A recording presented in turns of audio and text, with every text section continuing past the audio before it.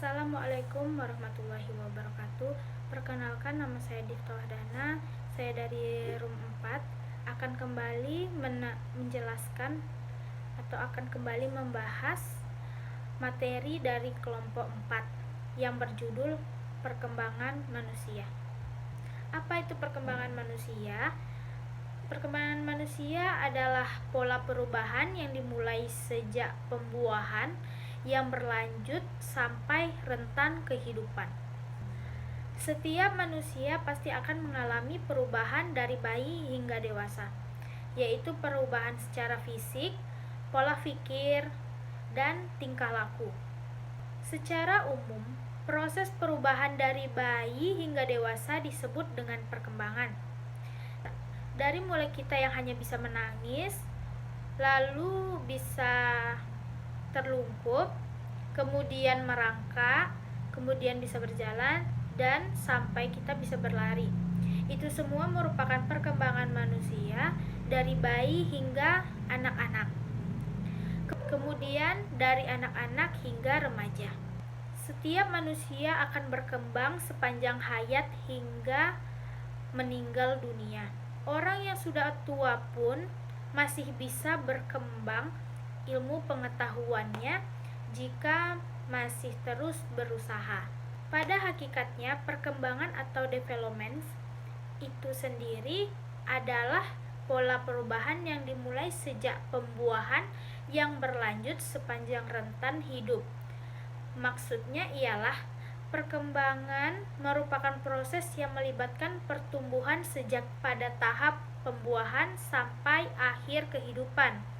Walaupun dalam penggunaannya, istilah perkembangan dan pertumbuhan yang digunakan untuk sesuatu yang berbeda. Akan tetapi, perlu digarisbawahi bahwa perkembangan dan pertumbuhan merupakan dua etnis yang dapat dipisahkan.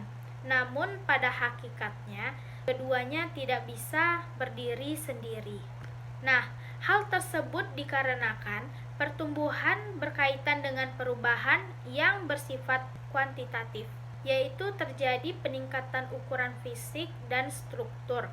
Sementara itu, perkembangan berkaitan erat dengan perubahan yang bersifat kualitatif sekaligus kuantitatif. Ada beberapa perkembangan. Yang pertama, the progressive and the obtuse change in the organism from birth of the dead, artinya perkembangan dari lahir hingga meninggal. Yang kedua, growth atau perkembangan itu berarti pertumbuhan. Yang ketiga, perkembangan itu kematangan atau kemunculan pola-pola dasar tingkah laku yang bukan hasil belajar. Dan yang terakhir, perkembangan berarti perubahan bentuk dan penyatuan bagian-bagian yang bersifat jasmani. Selanjutnya ada aspek perkembangan manusia. Yang pertama itu ada aspek fisik. Perkembangan fisik mencakup 4 aspek, yaitu sistem syaraf, otot, kelenjar endoktrin, dan struktur fisik. Selain itu, terdapat aspek fisiologis lainnya yang sangat penting bagi kehidupan manusia. Aspek itu kita kenal dengan sebutan otak. Gerakan seseorang dalam kemampuannya mengendalikan bagian tubuhnya merupakan fungsi utama dari pengembangan otak. Yang kedua ada aspek emosi.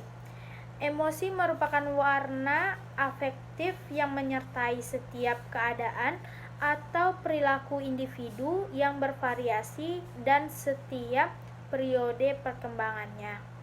Yang dimaksud dengan warna afektif ialah keadaan perasaan yang dialami ketika seseorang menghadapi situasi tertentu, seperti marah, benci, putus asa, senang, dan lain-lain.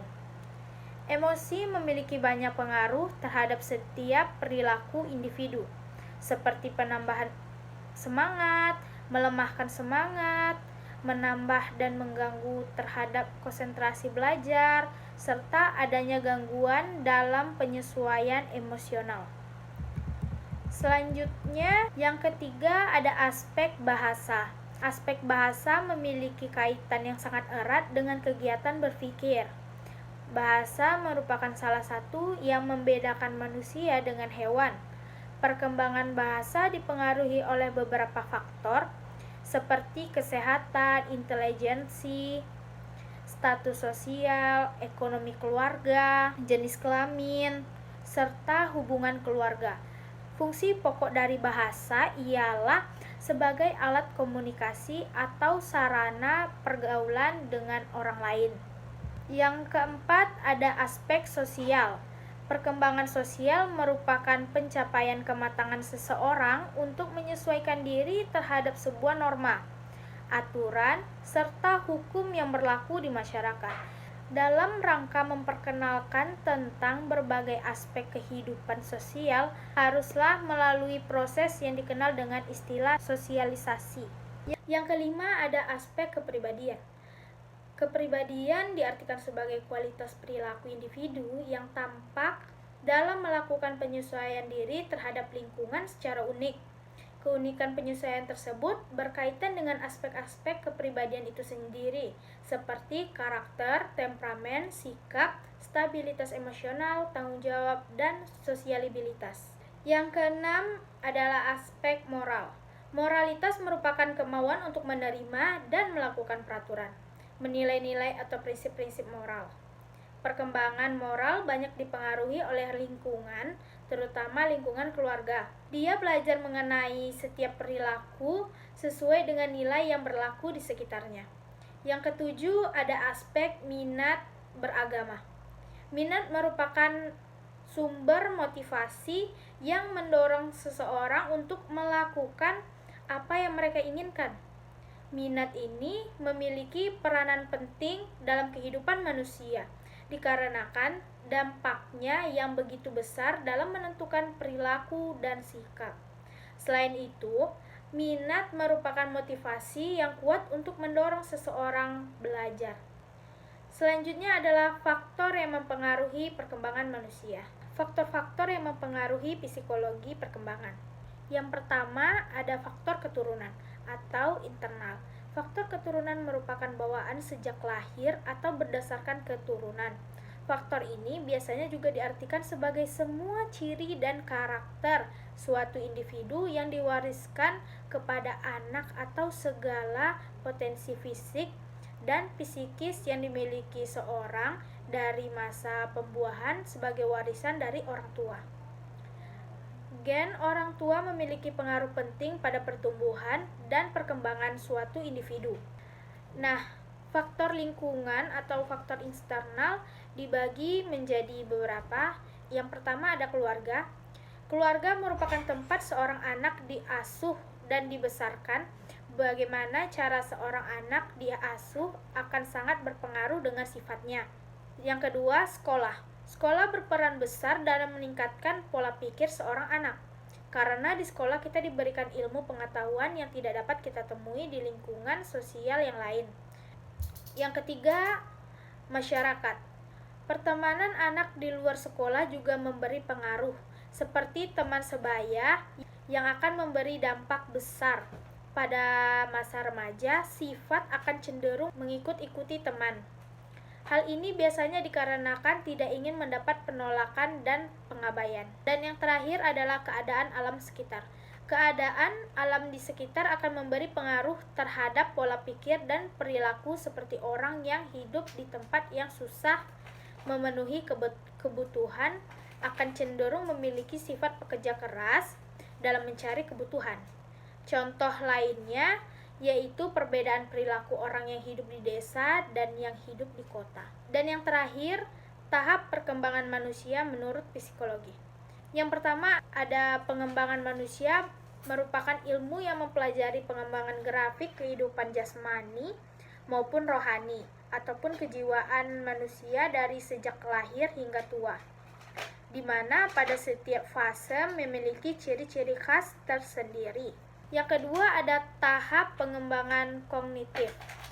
Perubahan yang bervariasi dalam proses berpikir dan kecerdasan, termasuk di dalamnya rentang perhatian, daya ingat, kemampuan belajar, pemecahan masalah, imajinasi, kreativitas, dan keunikan dalam menyatakan sesuatu dalam menggunakan bahasa.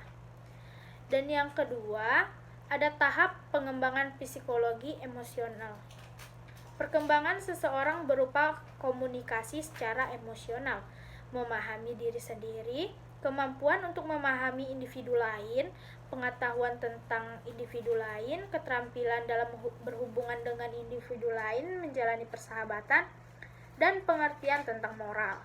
Yang ketiga ada tahap pengembangan bayi.